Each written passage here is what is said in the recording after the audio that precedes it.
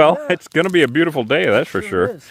It'll be interesting to go back to the truck and see if we have any other calls on the phone with it warming up like this. Right. We might have another removal today.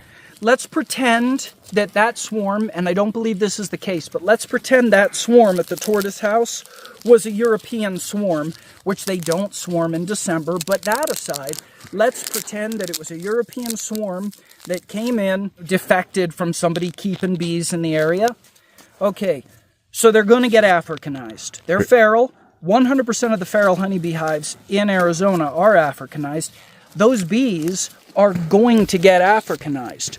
If not now, then later. And by the way, sooner than later, they will. That queen's got to go on her mating flight and get pounded by a train of Africanized drones For Christ's sake. so that she can go back and start laying eggs in whatever hive they choose, whoever saw fit, at a rate of 2,000 a day. It's actually true about that. That's inevitable. Now you say, okay, well, you should rehome them, right? You should put them someplace and take care of them. Oh, okay. Are you going to requeen every week? Yep.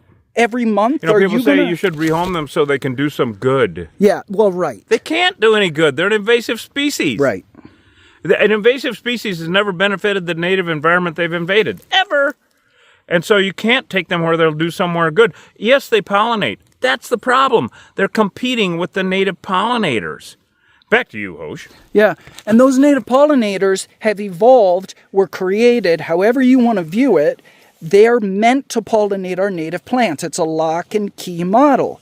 We don't need pollinators from Europe, Africa, and Asia coming over to pollinate our native plants. They don't do it. They can't do it. They're not meant to do it. It's a symbiotic relationship. And we support that symbiotic relationship. We are pro-conservation. We're conservationing. We're conservationing the native bees in our redneck ways. We're conversationalists. We're conversationalists. We love to talk about it. We're talking about it.